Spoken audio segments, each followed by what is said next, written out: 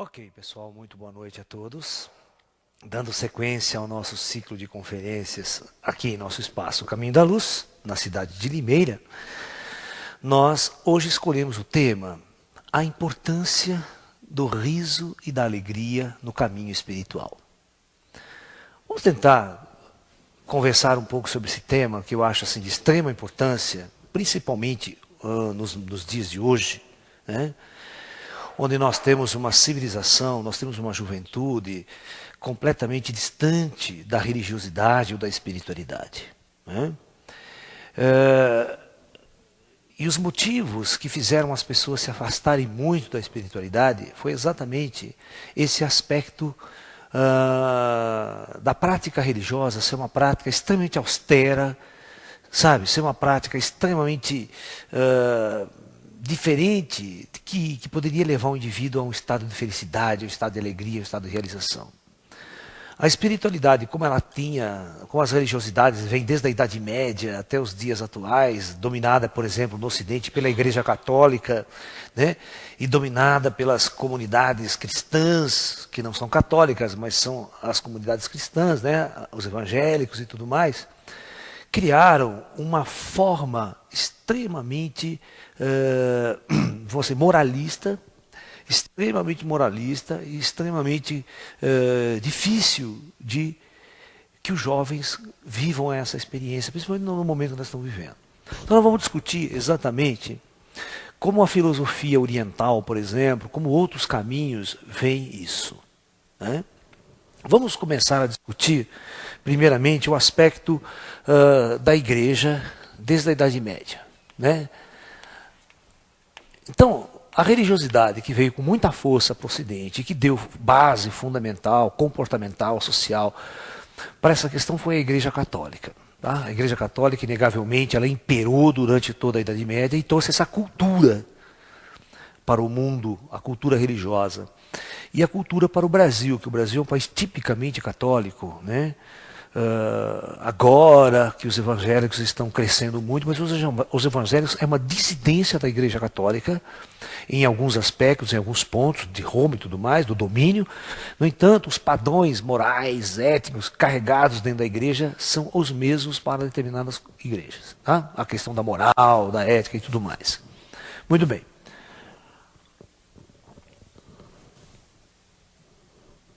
Então, o conceito de religiosidade pregado por essa igreja, pelos templos, pelo Vaticano, vamos enumerar aqui. Primeiro, o conceito de como você vê Deus, né? Como você vê Deus. Como Deus é um imperador, nessa igreja, nesse modelo, Deus é um imperador, né? Que do alto dita regras e leis. Então nós somos, por esse aspecto da igreja, já julgados, nós somos pecadores, né? Nós somos pessoas pecadores por natureza, né? Nós temos a nossa natureza original, o chamado pecado original. Nós já somos pecadores por natureza.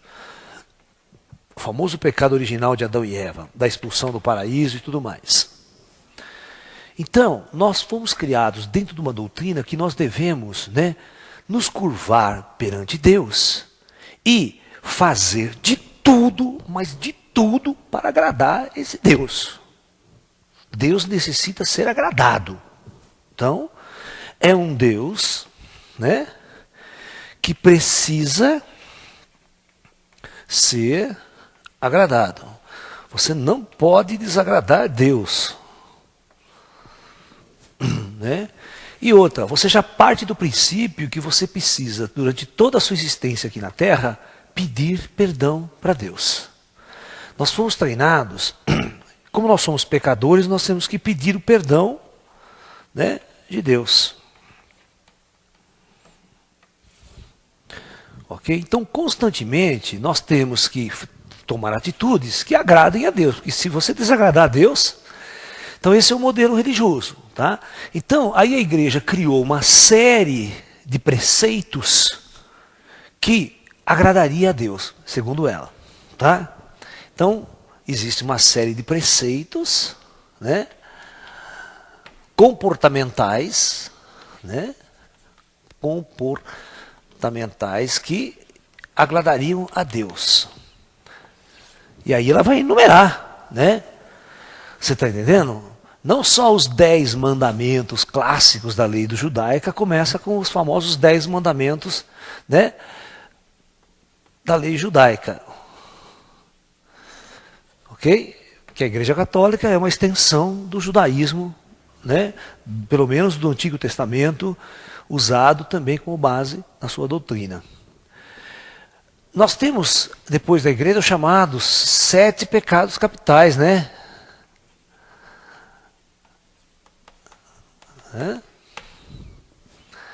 Que a luxúria, a inveja, a ganância, a gula, tem uma série de coisas aí que a igreja vai enumerar. Então, na verdade, né, a igreja católica está baseada, principalmente a igreja católica, no cristianismo, ok? Muito bem, cristianismo. E um dos fundamentos principais do cristianismo é a dizer que Cristo é o Filho de Deus. Ok? E, presta atenção, e este Filho de Deus, olha o ponto-chave da questão que nós temos que discutir agora. Tá? O fundamento básico é esse. E Jesus, o Filho de Deus, veio à Terra, né? Sofrer e dar sua vida na cruz para nos salvar. Então presta atenção nesse detalhe, né? Com o único objetivo que é para nos salvar. Então eu estou enumerando aqui para vocês entenderem por que a igreja criou esse fundamento. Muito bem. Então Jesus veio para sofrer. Ele sofreu, crucificado na cruz, torturado, massacrado. Vide o famoso filme agora aqui do Mel Gibson, né? A Paixão de Cristo, né? Que mostra uma tortura muito mais pesada, né? Visualmente falando, em cima de Cristo. Porque na época de Roma os caras torturavam para valer mesmo. Certo? Então, aquilo era muito comum. A crucificação era uma coisa comum naquela época. Né? Os romanos, ele pegava os inimigos dele e crucificava todo mundo. Sabe? Então era uma época terrível. Não é só Jesus que sofreu, foi crucificado. Né? O que teve de judeu crucificado quando houve uma rebelião, né, no ano de 76, né, para libertar a Jerusalém do jugo romano, né? Num dia eles levantaram, parece que quase 6.000 cruzes numa estrada. Entendeu? Os romanos eram terríveis, eram animais mesmo.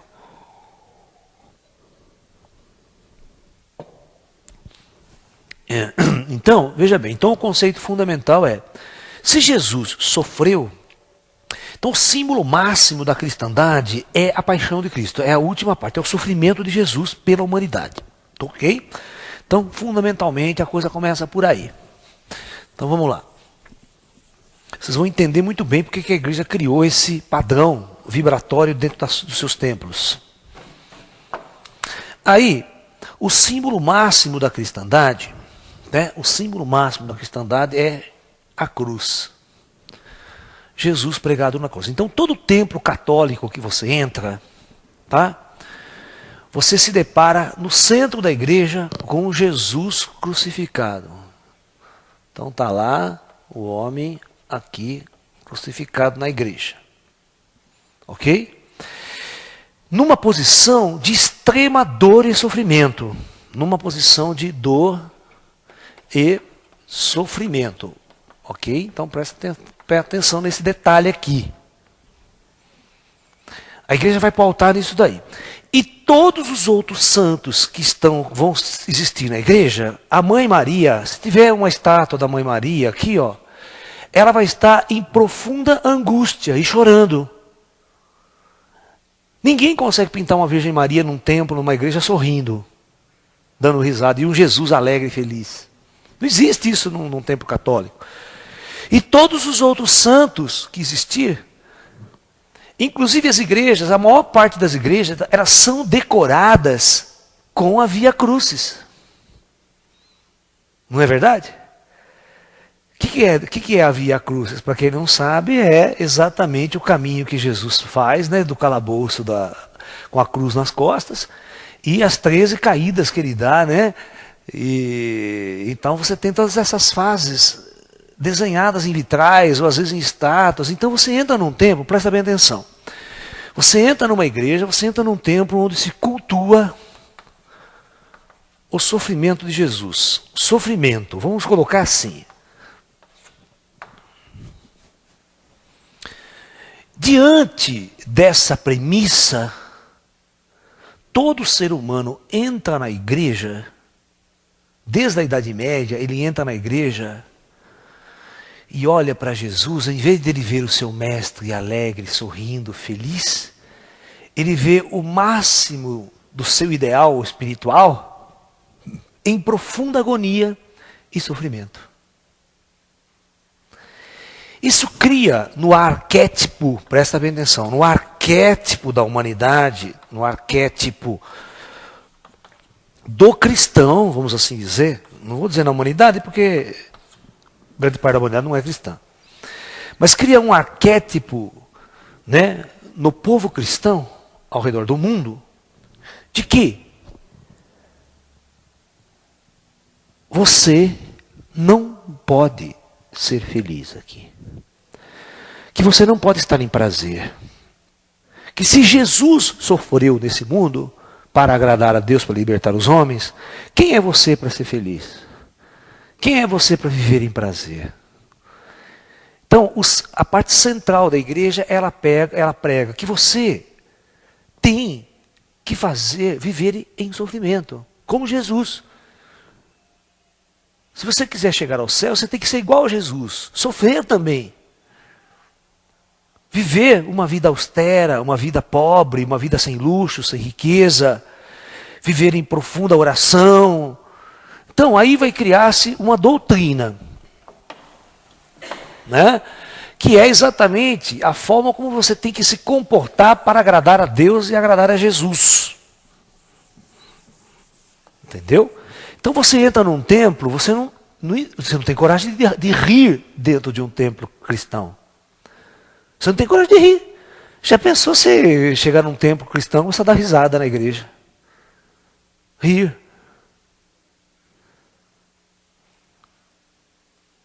Você já pensou nessa história? É complicadíssimo. Então, aí você tem uma doutrina que vai ser exatamente baseada nesse princípio. Então, a doutrina, os sacerdotes, o que eles fazem? Eles criam um modelo de vida sacerdotal de que eles vão eliminar o prazer de suas vidas. Então, o sexo, nem pensar. Suas atitudes serão de penitência, resignação, viver em profunda oração, abstinência de uma série de coisas,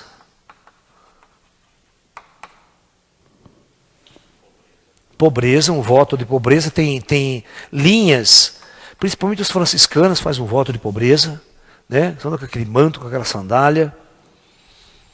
Você está entendendo? E a partir daí, você cria uma aura em torno da sua doutrina, uma aura bastante sinistra. Uma aura de dor, uma aura de sofrimento. Ou seja, a sua jornada espiritual vai ser uma jornada moldada nesse aspecto. Veja uma freira, freiras enclausuradas, que se fecham para o mundo, vivem em resignação, penitência, negam toda a sua sexualidade, nega os prazeres da vida, do corpo ou da própria consciência.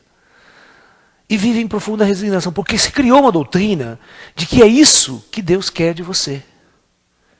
Se você viver assim, isso agrada a Deus.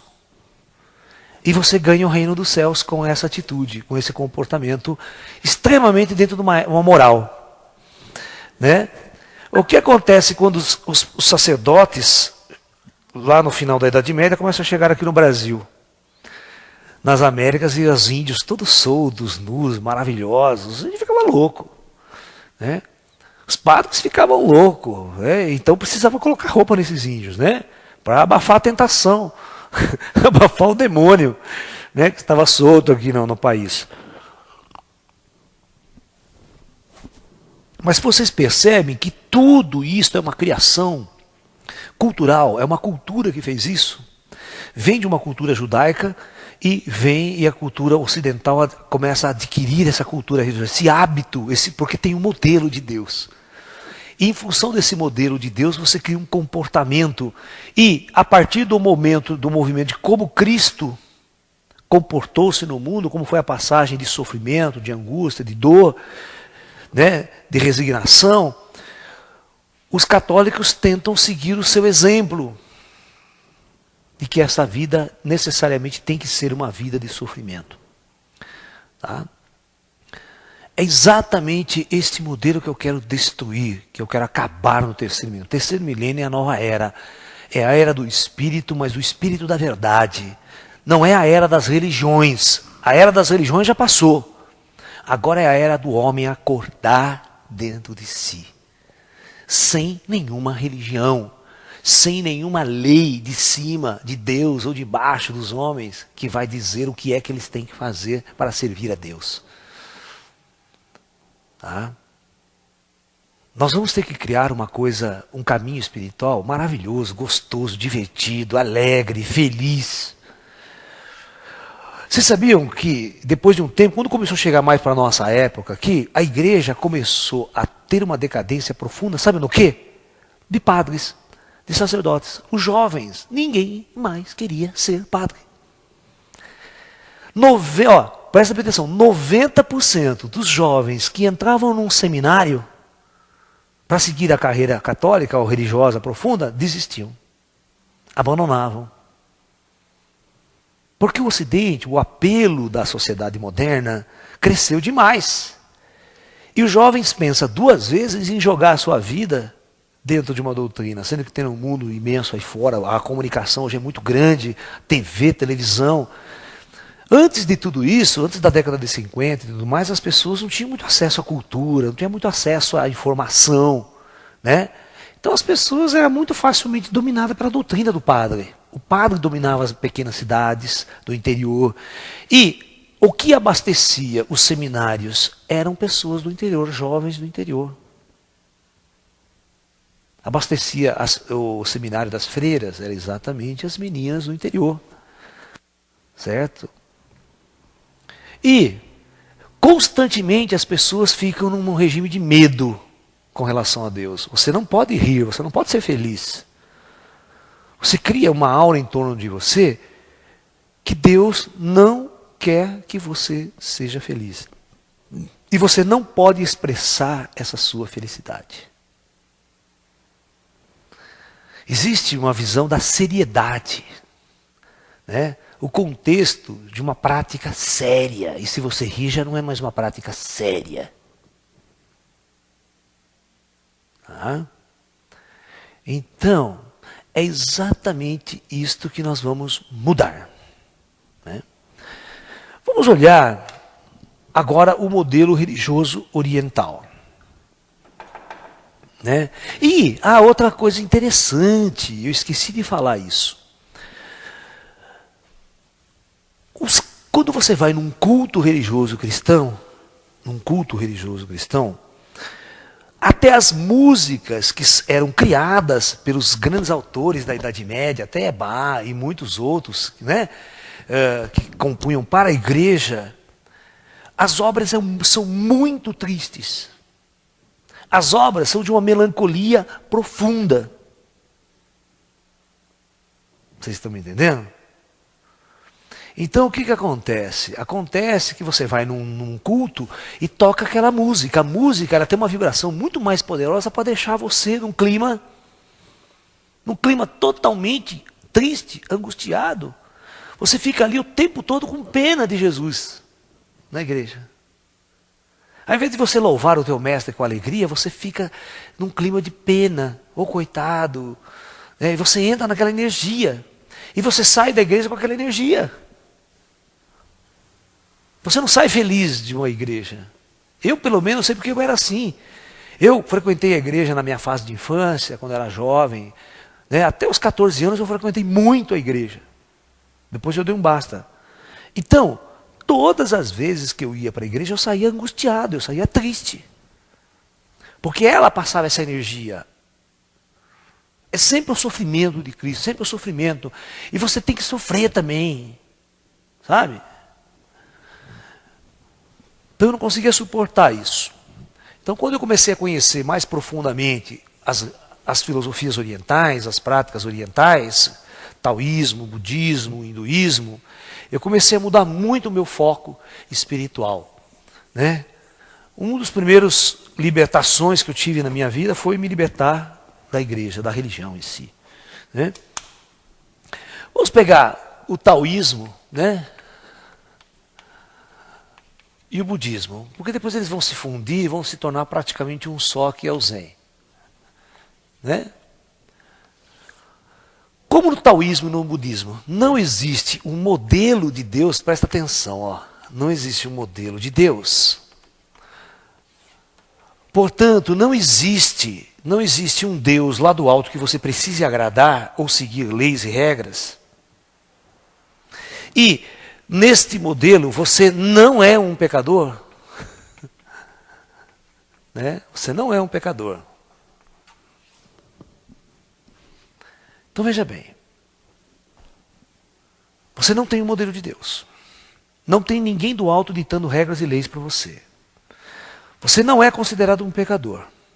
Tá?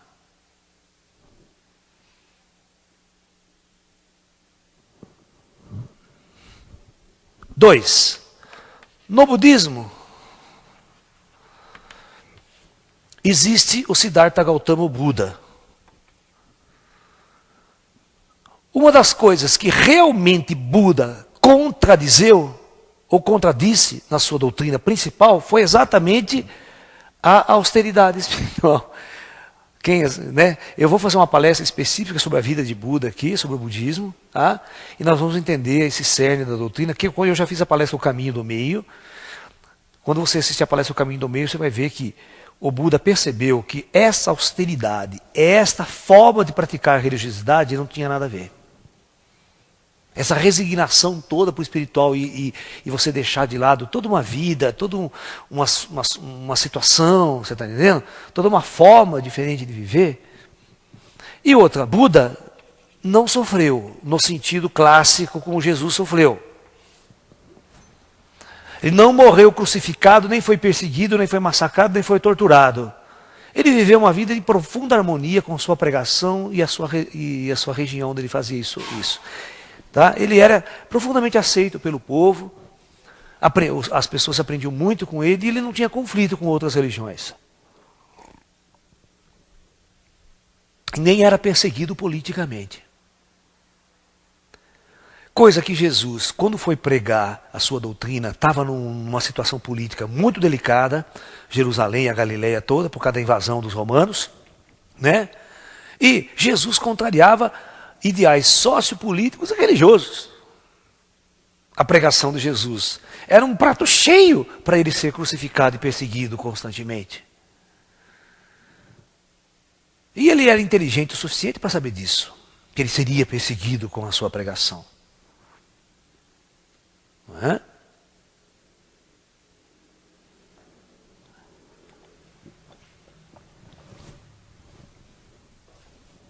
Eu não vejo a necessidade do sofrimento de Jesus para libertar a humanidade.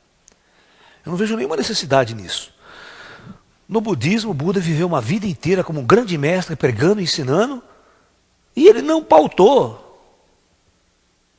pelo sofrimento. e nem pela perseguição. Eu não vejo a necessidade. Você poderia fazer de um jeito completamente diferente, viver 70 anos, né?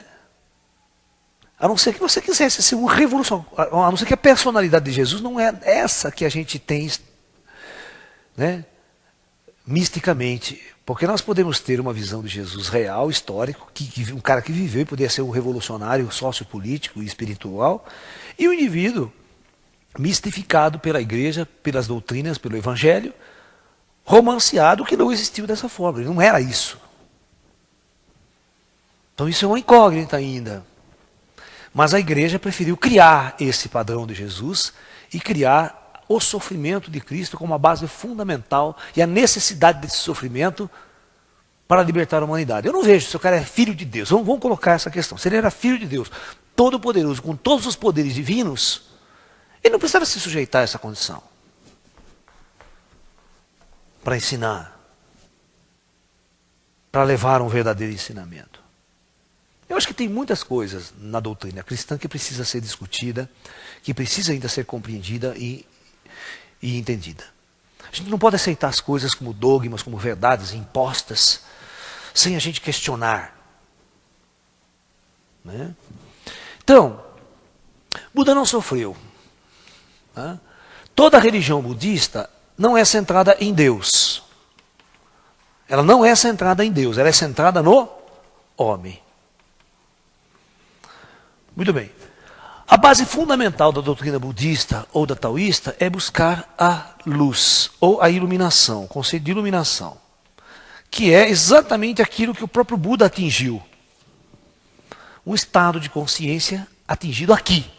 E Buda dizia que todos os seres humanos têm condições de atingir esse estado aqui. E, para o budismo, ir para a luz é ir para a felicidade, para um estado de alegria, para um estado de graça. Ou seja, para realmente o budismo nunca pregou que para atingir esses estados nós precisamos criar aquele clima em nossas vidas de sofrimento. Ninguém precisa sofrer para isso, para chegar a esse estado. De jeito nenhum.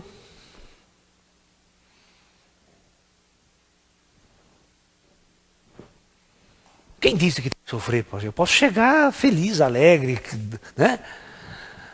Eu posso criar um caminho na vida, um caminho espiritual, um caminho cheio de alegria, cheio de prazer, né? Literalmente curtindo a vida, curtindo a vida, as belezas. Buda adorava isso. Pessoas felizes, alegres, cantando, dançando. Krishna, então, a doutrina de Krishna é uma doutrina totalmente festiva. Uma das coisas que mais Krishna gostava era de festejar. Então, vai estar no processo dos deuses indianos a festividade. Né? Você precisa aprender a festejar a vida. A vida que você tem, a vida que você recebeu. Você precisa celebrar isso todos os dias. Olha que legal. Como é centrada no homem, não é centrada em Deus, então a coisa mais importante que nós temos é a nossa vida. Então a nossa vida é o maior presente que nós recebemos do alto. Estar vivo, estar aqui. E isso precisa ser celebrado todos os dias.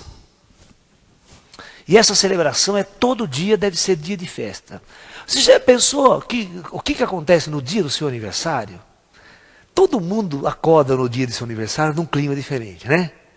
Num clima de festa, esperando que as pessoas festejem, que as pessoas lembrem dele, né? Ele acorda naquele clima que, puta, hoje é dia de, puta, meu aniversário, cara, puta, vamos festejar, vamos fazer isso. Agora eu pergunto para você, por que você não acorda com esse mesmo clima todos os dias? Porque todo dia que a gente acorda, tem cara de segunda-feira. Nós precisamos acabar com isso, nós precisamos tirar a segunda-feira, né? Do nosso calendário. Nós precisamos criar um caminho em nossas vidas que todos os dias é domingo. Todo domingo para o judeu é sábado, né? Todo domingo.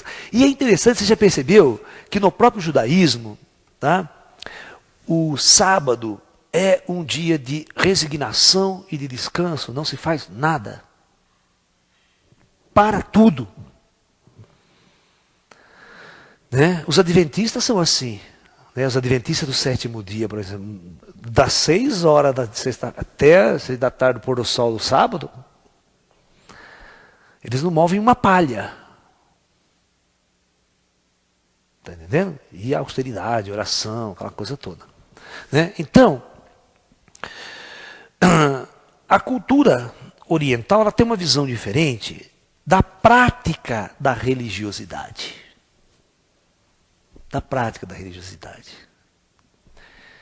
Por exemplo, quem de vocês já assistiu uma conferência do Osho, por exemplo, o famoso mestre indiano, né, falecido já, mas que influenciou demais essa década de 70, 80, 90 o Ocidente. Né? O Osho ia dar palestra assim.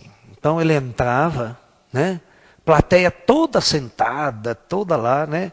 E ele tinha uma banda, tipo a banda assim, né? Uma banda de música que ficava no palco, tipo o Jô Soares.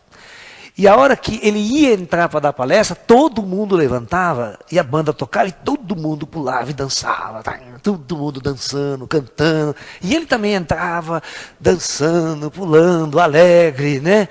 E aí toda aquela festa toda, tá? Aí parava a banda, tá? Aí ele ia fazer o discurso dele. E ao terminar a palestra, tudo banda de novo, tudo cantando, pulando, indo embora alegre. Sempre começava alegre e terminava de uma forma extremamente alegre, feliz. O que começou a acontecer? O Osho começou a atrair milhares de seguidores para o seu ashram, para o seu caminho, porque os jovens queriam praticar a espiritualidade, mas queriam algo gostoso, algo alegre, algo feliz, algo que levantasse, deixasse o cara up, para cima. Né? E eles encontraram neste local, um local maravilhoso, onde ele aprendia cada coisa linda com o mestre, com a orientação dos mestres, e ao mesmo tempo ele era feliz, ele curtia estar ali com os amigos, podia dançar, cantar, pular, nada era proibido. Entendeu?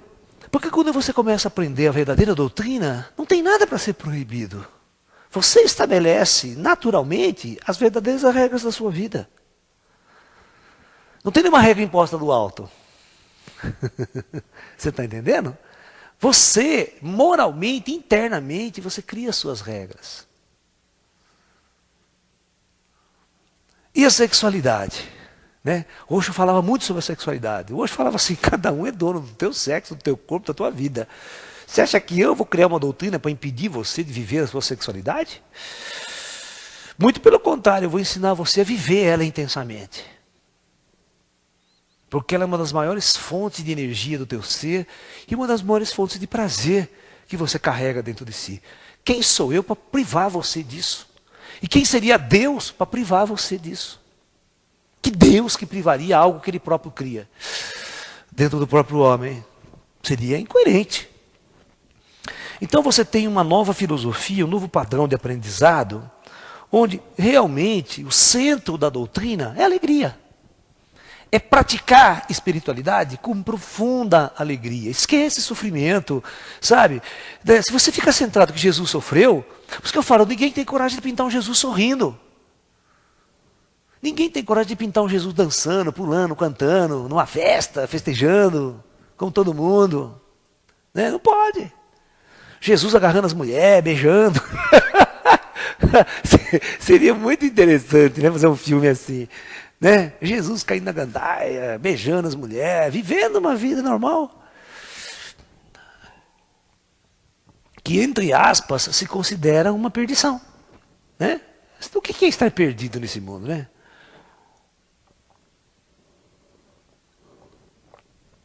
Eu considero, e no astral a gente percebe muito disso, pessoas de certas seitas religiosas que vivem uma vida austera, morrem e vai para o céu, achando que vai encontrar o paraíso, né, depois de sua prática aqui. Aí percebe que não tem paraíso nenhum, que perdeu tempo, que podia ter vivido uma vida alegre, feliz aqui, curtido pra caramba, né, vivido intensamente. Agora, o seu modelo errado de Deus cria um parâmetro, cria o que você constrói a sua vida.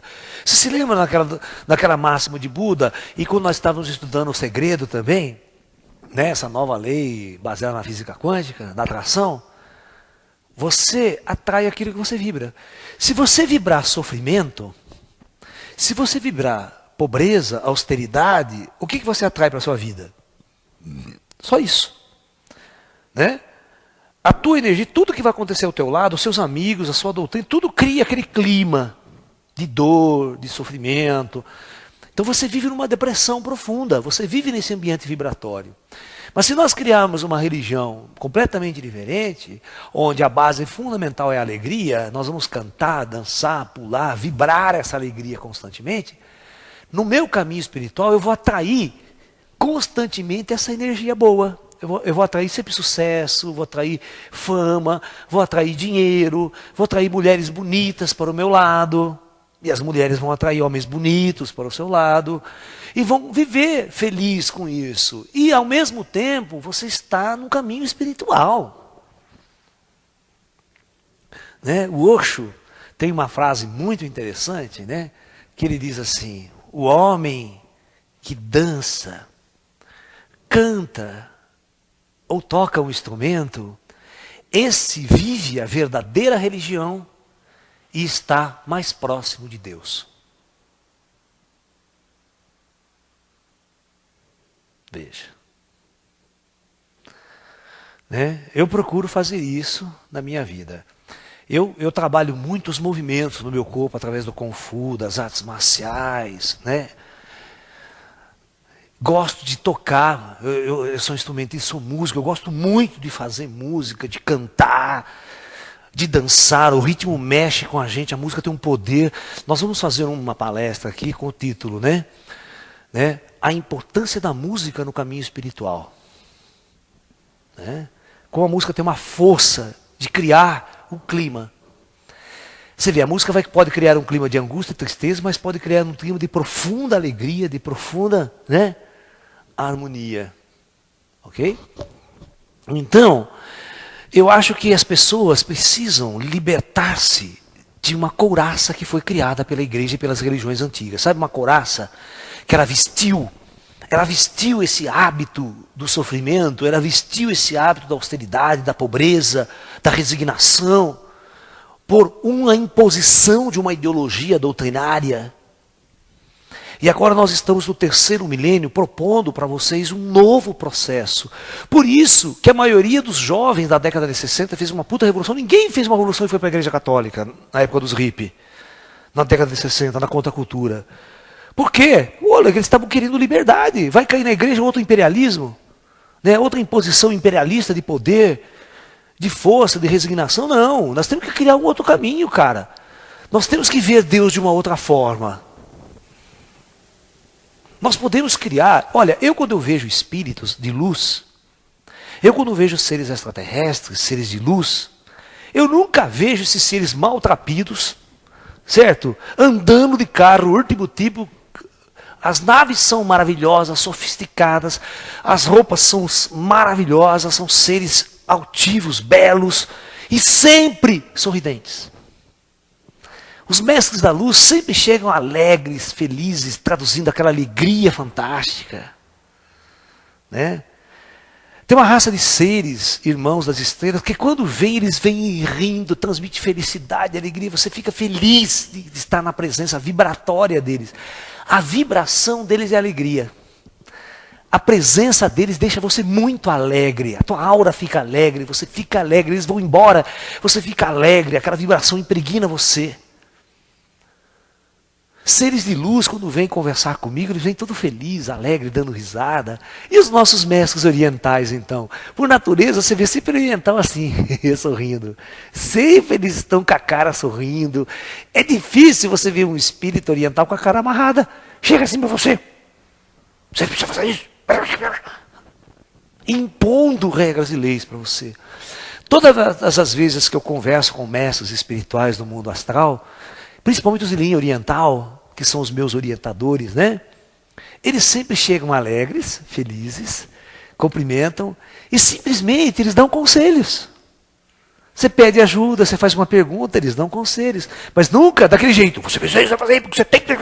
Sabe, com essa cara de imposição, com a cara de mal. Né? Você está entendendo? Como a igreja sempre dominou na Idade Média, né? Impondo, matando pessoas para impor o seu poder, a sua doutrina, a sua verdade. Não admitia jamais que ela fosse contrariada em sua forma estruturada. Porque elas eram o poder. E tinham o poder de decidir a morte de você. Isso é uma barbaridade. Total. Né? E legislar sobre a minha alegria. A igreja matou a alegria. A igreja matou a felicidade. Tudo em prol, veja bem como é que é louco. Eu pergunto assim, por que as pessoas vivem uma vida de tortura, de resignação, de pobreza, de enclausuramento, sem viver, sem a sexualidade? O que elas vão conquistar depois disso? Então todo mundo quer o céu. Porque a igreja promete a salvação desse mundo. Promete o céu. Agora, o que tem no céu? Vamos pensar. O que tem no céu que a igreja promete, que depois de tanto sofrimento, tanta angústia, tanta resignação, nós vamos ganhar lá? Só pode ser alegria, felicidade, vida eterna, nesse estado de graça, de alegria, de prazer. Por quê? Você já imaginou? Se eu for para o céu e a merda continuar igual, a resignação, o sofrimento, a penitência, a angústia, eternamente? Vou para o inferno. Se a coisa continuar, eu vou para o inferno. Então veja bem, veja se não é ilógico. Se você faz tudo isso para viver num céu onde lá você alcançaria o que se chama salvação e felicidade eterna, alegria, prazer, né? Por que não viver tudo isso aqui, já, agora? As pessoas interpretam muito mal Jesus, a igreja interpretou muito mal Jesus na sua doutrina. Porque Jesus sempre falou o seguinte, ó, não adianta você procurar o reino do céu. O reino do céu não é um lugar. Não é um lugar geográfico que você vai entrar lá dentro dele. Você chega, você entra no reino do céu. Tem uma porta, abre e você entra no céu. Isso é uma bobagem que a igreja inventou. Jesus nunca falou isso. Jesus sempre disse, o reino dos céus se encontra dentro de você.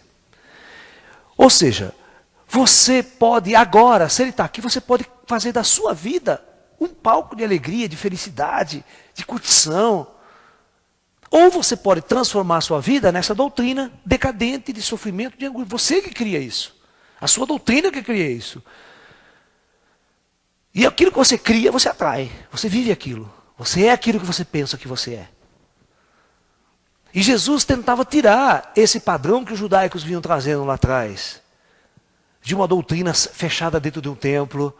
De uma doutrina fechada dentro da igreja. Ele não queria que os praticantes praticassem dentro de um templo, dentro de uma igreja. Ele falou assim, a verdadeira prática espiritual é aqui dentro. Isso pode ser feito em qualquer lugar, na floresta, em qualquer lugar que você estiver. Não é necessário um templo. Nunca foi. E Jesus sempre sentou a sua religião aonde? No próprio homem. Exatamente como Buda fazia. Exatamente como Buda fazia. Buda não centrava a religião. E Jesus, se você vê os discursos de Jesus, ele nunca centra a sua doutrina em Deus. Se você perceber bem como ele fala de Deus, ele sempre falou de Deus como algo interno a nós. Ele não fala de um Deus imperador, de Deus que está num determinado lugar, dirigindo. Né? Então, nós temos que nos libertar. Um dos primeiros passos que nós temos que dar é libertar da velha religião, dos velhos conceitos.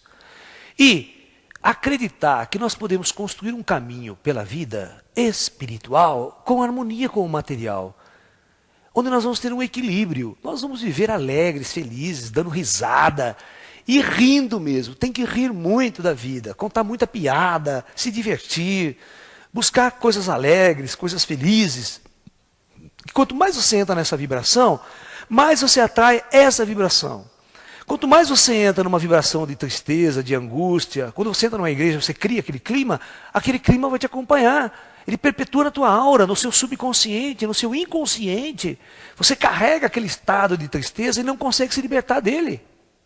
Aí você atrai encosto, espírito, todo mundo nesse estado de vibração. Você precisa criar exatamente isso que eu tento fazer na minha vida e consigo, graças a Deus. Atrair espíritos que estão sempre alegres. Espíritos que vêm sorrindo, transmitem alegria para você o tempo todo. Todo tempo todo você está feliz, alegre, se divertindo, curtindo a vida.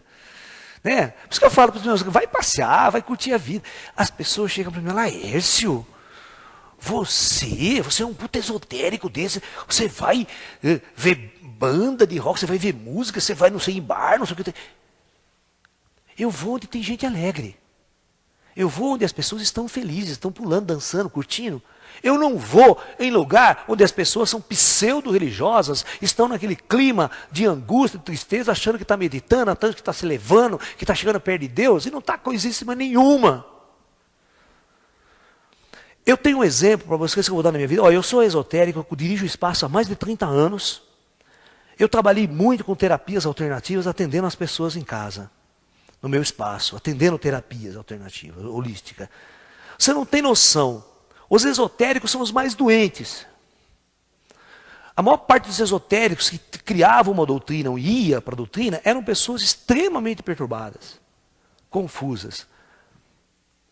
Porque não fizeram a verdadeira transformação, que é ir para o caminho do prazer, que é construir um caminho de alegria. Elas ainda fazem um esoterismo cristão, sabe? Um pseudo-esoterismo cristão. Mal interpretado e mal entendido, que vem de uma doutrina católica modificada. Sabe? Então eu vejo muitas seitas esotéricas com rituais e com doutrinas típico da Igreja Católica. Né? Cultos à fraternidade branca, aos mestres ascensionados, dentro daquele mesmo padrão, daquela mesma rotina de austeridade, de penitência, de jejum extremo, não sei o quê. Para mim isso não serve. Se serve para você, eu tenho o maior respeito. Se você acha o máximo viver assim, vai fundo, eu tenho o maior respeito. Mas eu estou convocando as pessoas para o meu ashram, por exemplo, o nosso trabalho nas montanhas. Pessoas alegres, lá nós vamos se divertir, nós vamos curtir, nós vamos cantar, nós vamos dançar, nós vamos pular, nós vamos treinar com Gifu, nós vamos fazer yoga, nós vamos fazer meditação, nós vamos caçar disco voador. Né? Nós vamos fazer de tudo, mas nos divertindo. Vai ser uma puta de uma diversão. As pessoas vão para lá para se divertir, para ser feliz. Elas não vão entrar lá num mosteiro, onde ela já entra com a cara amarrada, não pode nem olhar do lado, não pode falar com o vizinho, não pode, sabe? Tem seitas aqui hoje em dia que vivem assim, faz uma religiosidade assim, que eles acreditam que assim se aproxima de Deus. Eu vou dar um exemplo dos Hare Krishna, que eu sempre falo aqui, dos Hare Krishna. E eu vou fazer uma brincadeira nessa palestra aqui, quando eu estou falando dos Hare Krishna, eu vou pedir, né? Eu vou colocar um trecho dos Hare Krishna dançando e pulando, nessa palestra minha aqui. Eu estou falando agora, mas daqui a pouco vocês vão ver que vai entrar na edição aí, os Hare tudo pulando, dançando, pá, curtindo. Qual é a visão que eles têm da sua doutrina religiosa? Como que eles acreditam que dançando, alegria, pulando, cantando, tocando instrumento, eles podem se aproximar de Deus, estar mais sintonizado com Deus?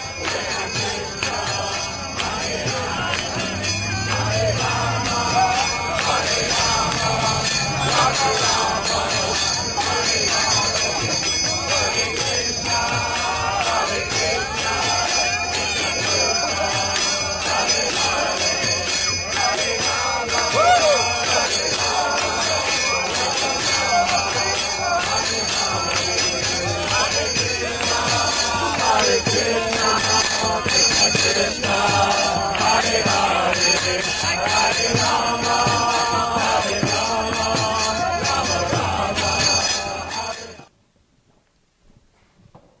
Então eu fui num culto dos Hare Krishna, sempre gostei muito dessa parte de viva, dessa parte festiva, né? Eles têm uma tradição que tudo é festa para eles. Então quando eles chegam num determinado final de semana, né? E todo culto que eles fazem, eles adoram distribuir comida.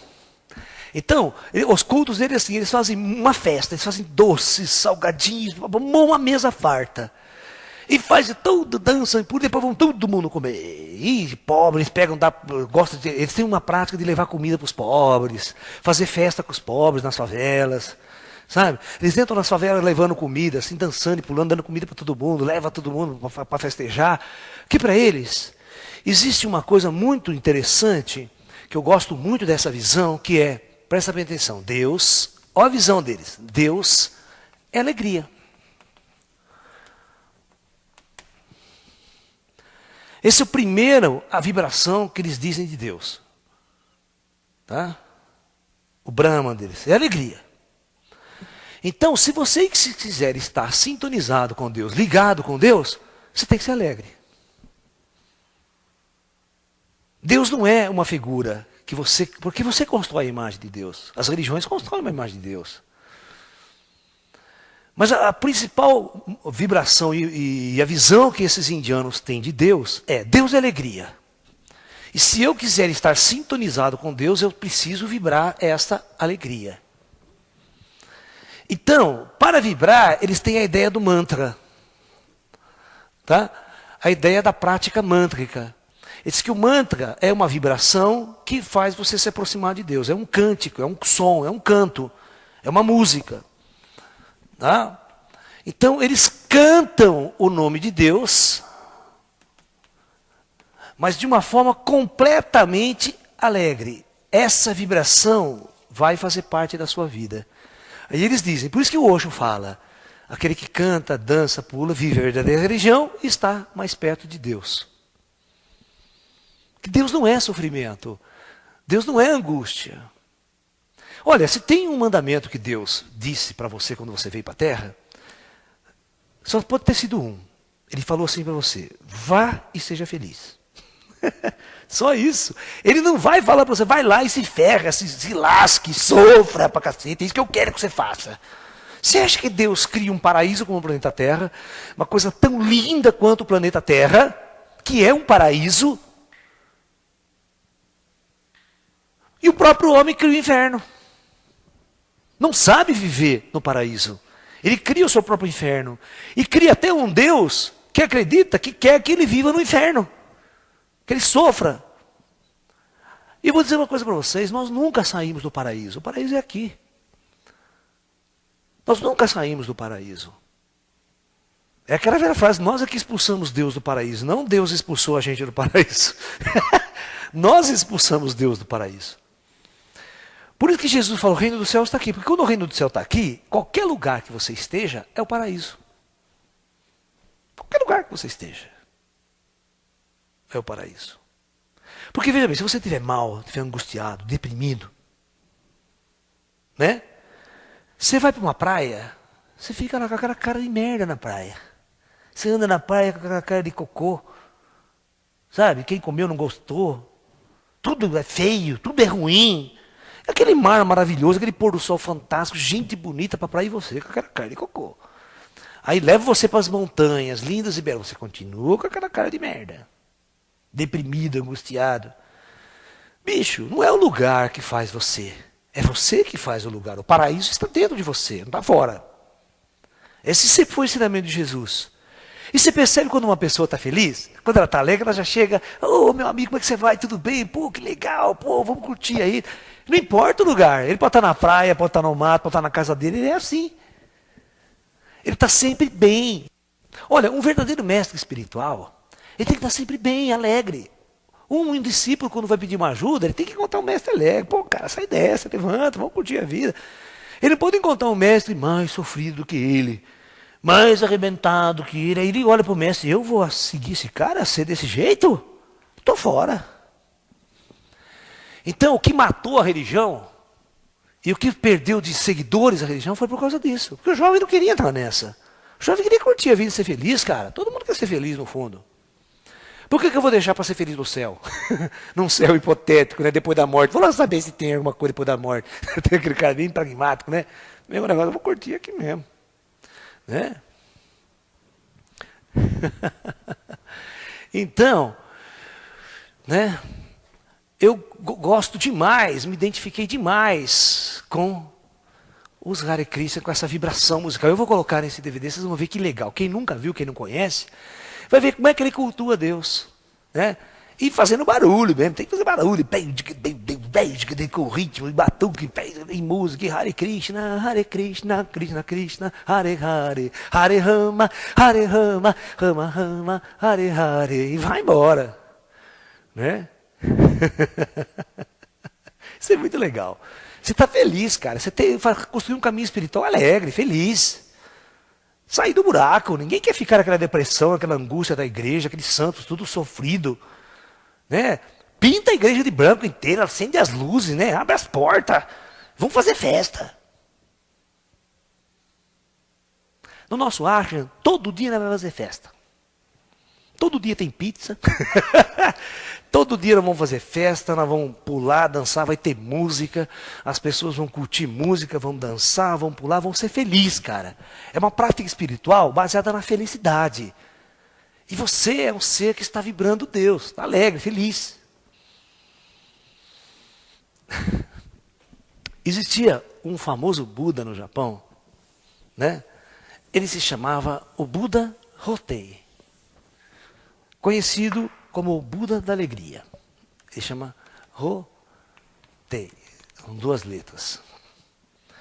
Ele é chamado o Buda risonho, ou o Buda da Alegria, como ele é conhecido. Ele é aquele famoso Buda gordinho, que todo mundo tem em casa, aquele bem gordinho e rindo. É a estátua do Buda risonho.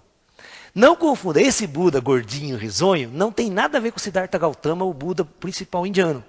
Porque a palavra Buda significa apenas ser iluminado. E nós tivemos muitos Budas ao longo da história. Na China, no Japão, na Índia, certo? E no Japão tinha um Buda, isso já, né, no século, quando o Zen veio para o Japão, né, quase no ano 1000 e lá vai pancada. Né? Você está me entendendo? Nós tínhamos um Buda chamado Rotei, e conta a história que Rotei, após iluminar-se, ele nunca mais pronunciou uma única só palavra em sua vida. Ele só ria. O tempo todo, aonde Rotei passava ou andava, ele apenas ria. A sua única doutrina, a sua única pregação, aonde quer que ele fosse, era o riso. Existe uma prática no Japão se espalhou essa prática baseada no monge Rotei, onde as pessoas se reúnem para começar a dar risada. Elas se reúnem, fazem um grupo e forçam a risada. Tá? No fim, todo mundo entra numa paranoia de riso, tal, porque o riso é um exercício que vibra energias em você de tal forma que cria um ânimo, que cria uma alegria, uma vibração. E o Rotei era assim, o Rotei chegava assim, chegava com um grupinho e começava, e não parava de rir um segundo. E as pessoas, olhando para ele, começavam a rir também. E começava a rir, aí o outro chegava a rir. Todo mundo começava a rir, ele ia embora rindo, e todo mundo permanecia rindo. Era a única coisa que Rotei fazia. Os discípulos de Rotei diziam que ele dormia e ria dormindo. Ele dormia na cama. Ria, ria, ria, ria. Ele nunca mais pronunciou uma palavra, ele só ria. E aonde ele ia, ele passava, ele deixava alegria e felicidade através do riso. Esse é um dos Budas muito famosos no Japão, na história japonesa. Certo? O Buda da Alegria. Por isso que você vai ver a estátua dele, que aqui vende as estátuas em Budinha gordinha. Esse Buda gordinho que vocês compram, estátua, não tem nada a ver com o Siddhartha Gautama indiano, que é o fundador do budismo clássico. Ok? O Buda, Siddhartha Gautama era magrelo, nunca foi gordo. Tá? Então, e também o indiano, né? O indiano clássico, aquele pele bem escura, né? Uma pele bem tênue, queimada, escura. E o Buda japonês é amarelo, né? Eles são muito diferentes, né? Em termos de olho puxado, o indiano não tem esse olho puxado, né? Então, para vocês entenderem como era interessante essa visão do budismo, principalmente no caminho do roteio, do riso. A sua doutrina era o riso. Ele levava alegria aonde quer que ele estivesse. E isso para ele era mudar a vibração, mudar a energia das pessoas.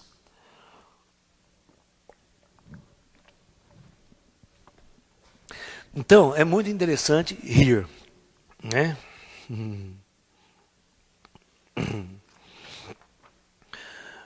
Eu tenho um projeto, eu sempre, na minha vida espiritual, nas minhas pregações espirituais, eu sempre fui um indivíduo sem religião, eu não tenho religião.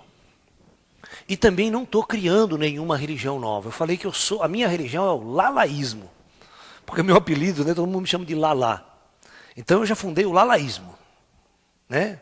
Que é tântrico, anárquico, apocalíptico e prega a volta desordenada do homem ao campo. Né? Não tem movimento mais anarquista do que esse. Né? Não é de centro, não é de centro, não é de esquerda nem de direita. Ele é contra tudo. Isso é a nossa plataforma política. Né? Entendeu? Então, nós vamos fazer um caminho espiritual. Eu, por exemplo, eu criei uma forma de viver a espiritualidade minha, por isso que eu chamo de lalaísmo. Eu aprendo com todo mundo, aprendo com todas as culturas, aprendo com o plano espiritual, com os mestres espirituais, e isso se tornou o lalaísmo, o laércio. E eu não prego o lalaísmo para ninguém. Eu não quero que ninguém seja lalaísta. Eu quero que você seja a sua própria religião.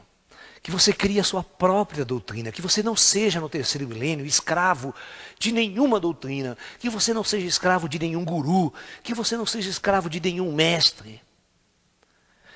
Isso não significa que o mestre, que o guru não são pessoas importantes no caminho espiritual. Eles são super importantes no caminho espiritual, para te ensinar, para te orientar. Mas você não pode ser escravo da doutrina dele. Tá? Você precisa saber muito bem, sentar-se diante de alguém e aprender com ele. Mas não ser escravo dele. Certo? Você pode ter respeito por ele, mas não precisa se ajoelhar na frente do... Sabe? Você está entendendo? Não precisa chegar a esse ponto. As pessoas são todas iguais, são tudo muito comum. Uma coisa, Jesus jamais admitiu que as pessoas se ajoelhassem na frente dele. Não sei se vocês sabem disso. E Buda é a mesma coisa. Mesmo quando Jesus fazia algum milagre, presta atenção, mesmo quando Jesus fazia algum milagre e as pessoas chegavam até ele e se ajoelhavam na frente dele, ele falava, pode parar, levanta aí. Não permitia. E ele dizia assim, olha o que ele afirmava, não foi eu que te curei, foi tua fé. Foi tua força interior, foi o Deus interno dentro de você que te curou. E não eu. Você tem que acreditar nisso. Jesus sempre criou uma doutrina interna. Jesus não falava que as pessoas tinham que seguir ele. Jesus sempre disse que as pessoas tinham que encontrar o Deus dentro de si próprio. Essa era a doutrina de Cristo. E essa é a doutrina do Buda. Buda sempre disse, você tem que encontrar a luz dentro de você. Você tem que se iluminar, só isso. Encontrar o Deus que já está em você, deixar que ele se manifeste. Isso é iluminação, é vir à tona todas as memórias de encarnações passadas, é vir à tona toda a memória espiritual e abrir os chakras que você pode interagir, né, com o plano espiritual. Você cresce e dá uma explosão de luz. Isso é iluminação, é abrir os seus chakras, abrir seus canais, abrir sua memória cósmica. Aí você vai ver quem você é de verdade. E para isso, não é preciso sofrimento. Você não precisa fazer nada, na verdade, você não tem que fazer nada, nem sofrer, porque já está dentro de você, o Buda já existe aí, Deus também já está aí. O que você tem que fazer é parar de sofrer, é parar de reclamar da vida, porque tudo aquilo que você reclama você atrai, é você aprender a festejar a vida todos os dias, a vibrar alegria todos os dias e ser feliz com o que você é agora. Não queira ser feliz com algo que tem que acontecer na sua vida amanhã. Isso é a pior bobagem que você cria na sua vida. Aí você vai ficar com o coração estourado, vai dar taquicardia, vai dar nervoso, você vai ficar depressivo, angustiado, vai pagar uma conta do médico desgraçada e vai morrer de infarto logo. Não é que você levou da vida nada. A vida é para você ser feliz, para descobrir essa felicidade interna. Quando Jesus fala que Deus está, descubra Deus dentro de você, para descobrir esse estado de alegria, de felicidade plena. Descobrir Deus não é para continuar sofrendo, continuar deprimido, angustiado, chorando nos templos. Então a minha proposta é um espaço da alegria, um espaço para festejar a vida. Certo? E tenho certeza, na minha vivência espiritual, os espíritos de luz se aproximam de pessoas felizes. Gostam de estar próximo de pessoas felizes. Se tiver todo mundo dançando, festejando, você está pensando que você está espantando os espíritos de luz, estão indo embora, porque o espírito de luz não gosta de festa, não gosta de alegria? É serviço na igreja. Porque as verdadeiras forças espirituais são pessoas alegres, felizes, gostam de estar sempre, né, cantando, dançando, pulando, vivendo feliz. Então nós temos que entender isso. Nós temos que entender o que é a alegria. Né? Os espíritos superiores não são burros, não. Né? Tem até aquela história, né, aquela famosa história, né? Não sei se vocês conhecem, né? 3 mulheres morreram e foram para o céu. Né? Uma diferente da outra. E estava lá na porta do céu do São Pedro, na porta do céu, para saber se entra ou, né, se passa no céu ou desce para o inferno. Ou vai para o purgatório, né? Tem 3 caminhos para você ali. Então essas 3 mulheres chegaram no céu lá toda, né? Primeira mulher que se apresenta para São Pedro ali, né, toda beata. Aquela vestida da cabeça aos pés, entendeu? Bíblia debaixo do braço, ali. E São Pedro pergunta, minha senhora, e a senhora, o que a senhora fez lá embaixo na vida? Ela fala, olha meu senhor, eu dediquei minha vida toda para Deus, né? De resignação, de pureza, de castidade, de oração. Oh, minha filha, que muito bom. Então São Pedro, olha, então para você, toma aqui a chave da porta do céu. E a mulher vai lá, toda feliz. Segunda mulher, uma pessoa mais ou menos normal, assim, sabe, tal, roupa normal. E ele fala, você, minha senhora, o que a senhora fez lá embaixo? Ah, São Pedro, o negócio é o seguinte, eu não fui santa que nem essa daí, não, tá? Eu fiz as coisas que todo mundo faz, as pessoas normais lá fazem, não fui santa que nem essa daí, não. São Pedro olha, fala, então, minha filha, para você, toma aqui a chave do purgatório. Da porta do purgatório. Pode ir para lá. Terceira mulher, cara, uma nega gostosa, bonita, uma mini saia, uns peitão assim, toda meio aparecendo, um degote, mulher 1000, né? São Pedro olha para ela e fala, minha senhora, e você que você fez lá embaixo?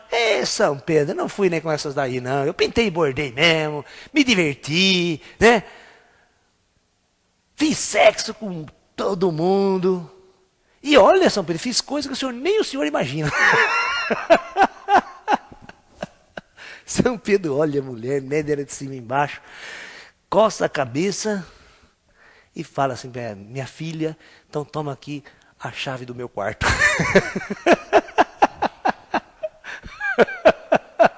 Para você, quero aprender esse negócio que nem eu sei.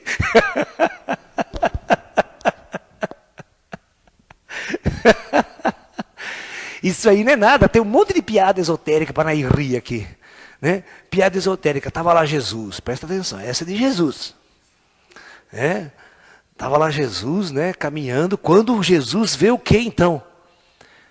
Vê exatamente o apedrejamento da adúltera. Todo mundo pronto para apedrejar a adúltera. Jesus, indignado com essa cena, chega diante daquelas pessoas e diz, meus filhos, se alguém de vocês nunca errou na vida, que atire a primeira pedra. Ah, não deu outra, teve um judeuzinho que pegou a pedra e mandou na testa da mulher. Então... Jesus olha para mim, mas meu filho, você tem certeza que você nunca errou na sua vida? Ele fala, dessa distância aqui não, mestre.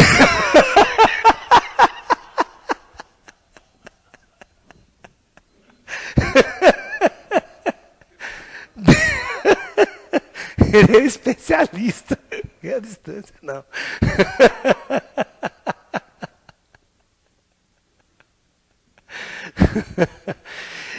Então, eu acho muito importante você rir. Rir é uma coisa maravilhosa. Você vê que a gente só ri de bobagem, né? Só ri de besteira, né? Ninguém ri de coisa séria, né? Isso aí não é nada. Tava piada religiosa. Aquela fila de beata, né? Na fila do confessionário para confessar com o padre. Né?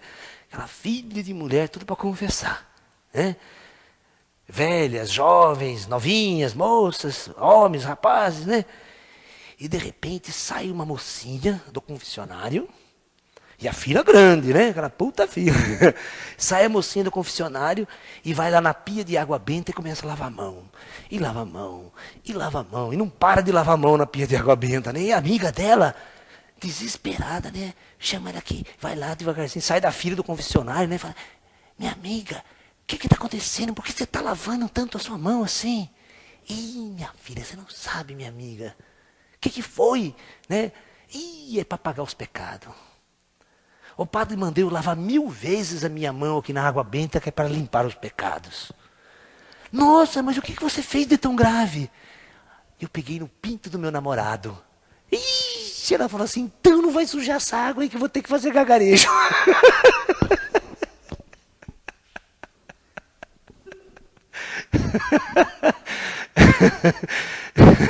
E por aí vai.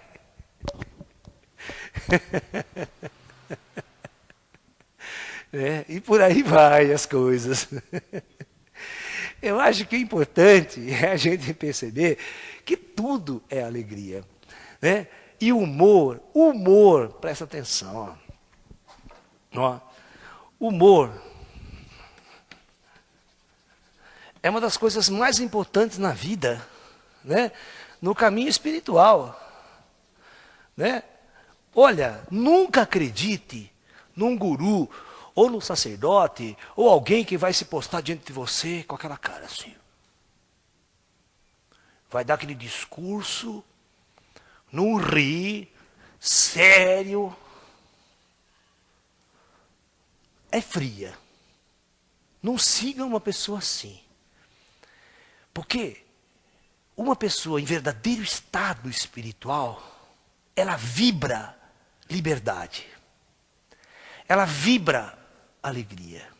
Eu estou falando isso para vocês por causa da minha experiência como vidente, da minha experiência como médium, e da minha experiência de ver e interagir com espíritos avançados, com espíritos de luz.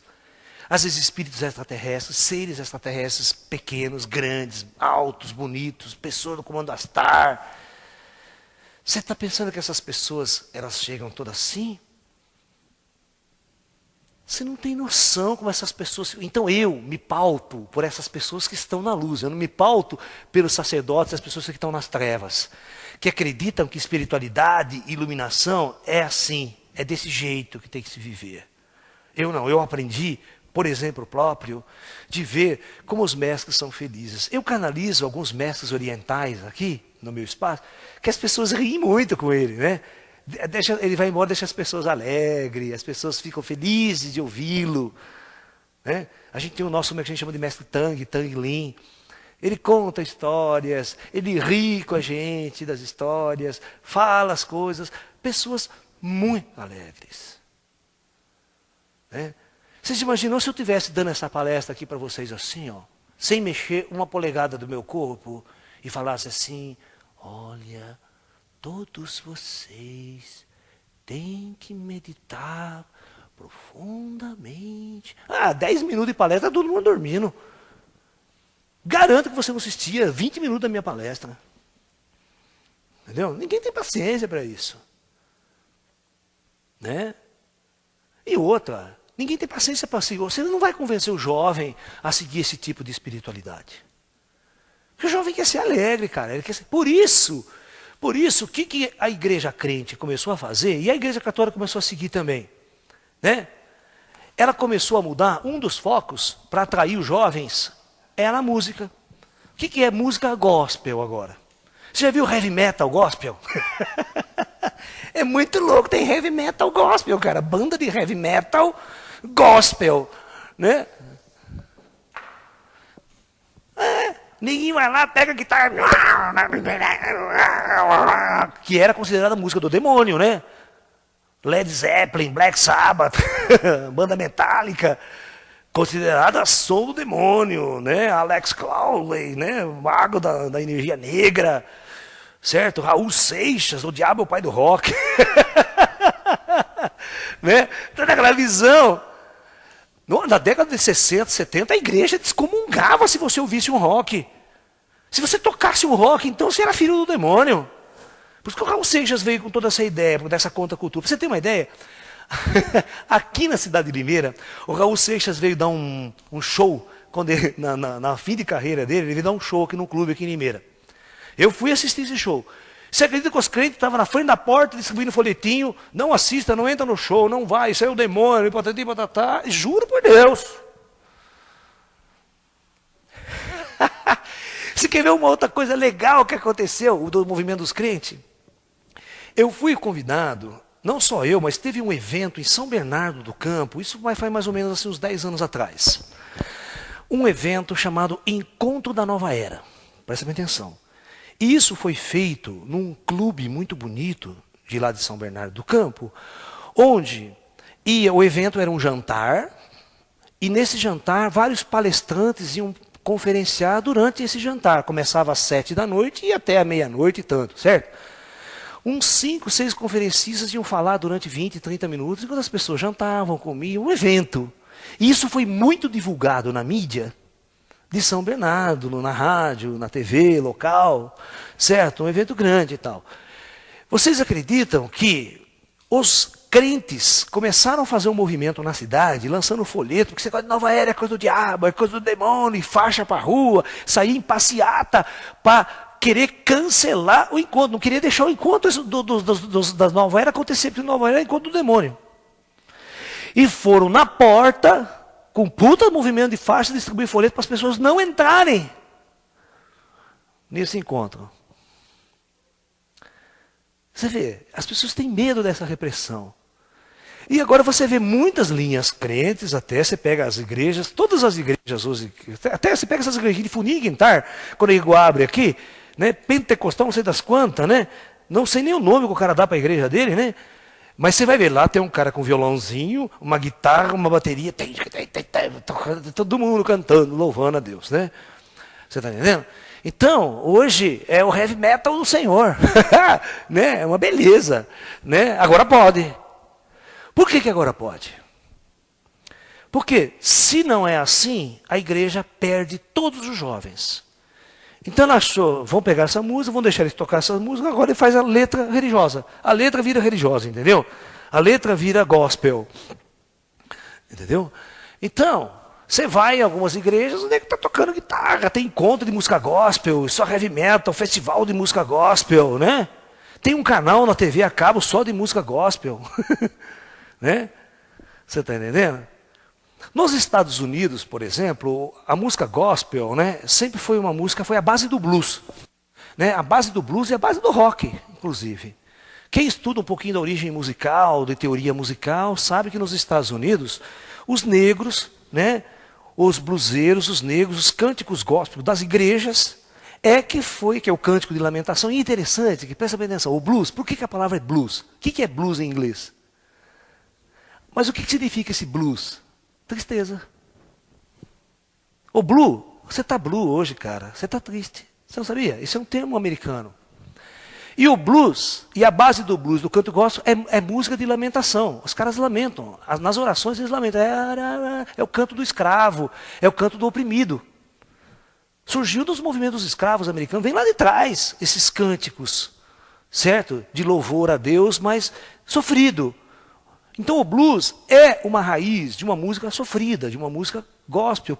Se você pegar as letras e a vibração da música, ela é assim. You rather look on my friends. Tá entendendo? Vai uma vibração de protesto, às vezes de tristeza, de angústia. Por isso que eu tomo blues, é um negócio do blues mesmo. E o rock vem como uma variação do blues mais tarde, né? Pegando esse som, derribando tudo, botando uma outra letra, dança, é o pai do rock americano, é o Elvis Presley, né? Com um movimento um pouquinho anterior do Bill Haley e seus Cometas, aquele pessoal todo, né, Chuck Berry, todo aquele pessoal criando essa nova vibração musical e botando todo mundo para quebrar. O que aconteceu? Aí a igreja falou, isso é coisa do demônio, isso é coisa do diabo, porque os caras tinham aquela visão de religião, tem que ser certinho, música religiosa tem que ser aquela música, né? De lamentação, aquela música de oração, de tristeza, de angústia. E o rock quebrou com esse parâmetro. E o que ele fez? Levou o jovem, né? Jovem inteiro foi atrás do rock. Agora, quem é que ia para a igreja? Que jovem que ia para a igreja? Aquele jovem quadrado, androide, robô, né? Esse jovem ia para a igreja. Mas não o jovem inteligente, o jovem que estava na contracultura, fazendo uma puta revolução, transformando o mundo, transformando o planeta. E hoje, eu fico até abismado nessa inversão que a igreja fez, admitindo essa música, admitindo essa vibração, parte até das doutrinas, até da igreja, da missa, até tem hora. Né? Eu acho bom, mas será que com isso está vindo uma cultura também, uma explicação, uma liberdade para as pessoas serem a sua própria religião?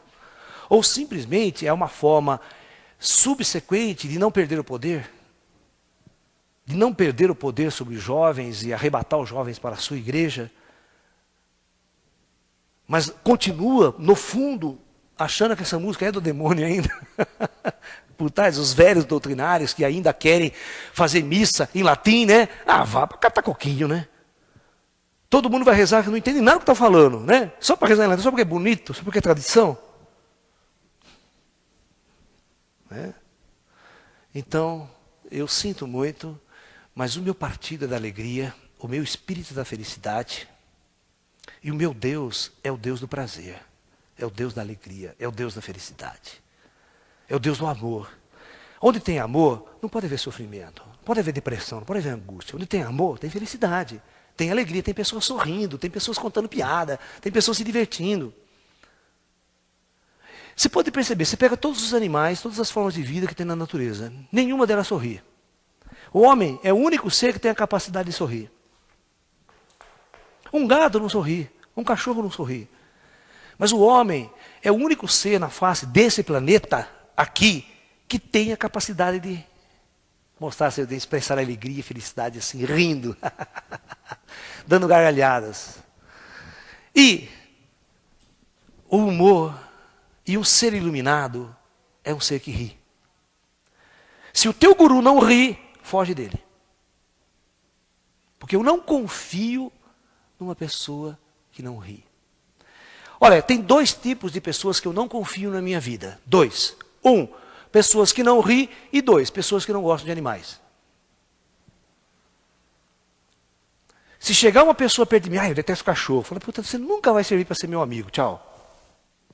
Não gosto de gato. Mais longe de mim ainda. Detesto floresta, natureza. Isso é pernilongo, só bicho. Vai para o shopping center, então. Bem longe de mim. Que mostra como você está identificado com as forças vivas da natureza, né? Como está o seu estado de amor, o seu estado de vibração. Né? Você está entendendo? Vai mostrar exatamente como você é. Os seus atos, a tua vibração, aquilo que você gosta, aquilo que você tem medo, mostra o que você é. Uma pessoa que não gosta de animais, que não consegue pegar um animal no colo, acariciar, abraçar, e uma pessoa que não ri, porque acha que Deus não gosta de pessoa que ri, que os espíritos não gostam, que os ET não gostam de gente que ri, pode ficar com essa turma.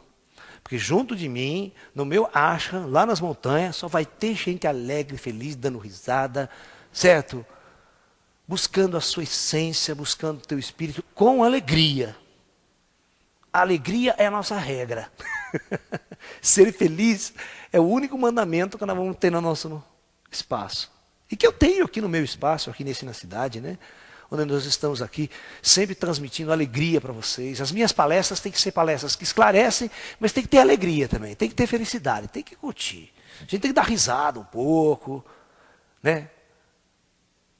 O conceito de austeridade espiritual, para mim, é outro. Isso eu sigo o exemplo dos meus mestres espirituais que sempre me acompanharam, pessoas maravilhosas, felizes, sempre sorrindo, né? Falando coisas que eu dou risada com eles pra caramba. São pessoas alegres. Espíritos muito alegres. E não são espíritos zombeteiros, não estão zombando, porque eu não sou da besta, né? São espíritos felizes, me alegres, dão risada. Pessoas muito alegres. E é isso que eu quero que o caminho espiritual de vocês sejam assim. Eu quero que o caminho espiritual de vocês sejam alegres, felizes, que você trilhe com alegria, com amor, né? Esse é o meu conselho. Agora, cada um é livre para construir o seu caminho espiritual do jeito que você acha. Se você acha que quer ficar austero, que quer pagar penitência, quer ficar um mês em jejum, vai fundo. Né? Eu vou passar comendo pizza. Né? Vou lá curtir, comer. Eu sou vegetariano, não vou fazer churrasco, não é isso. Mas eu vou comer meu arrozinho integral, vou fazer a nossa pizzinha natural, vou tocar meu violão, vou cantar, vou me divertir. Porque isso nunca me afastou de Deus.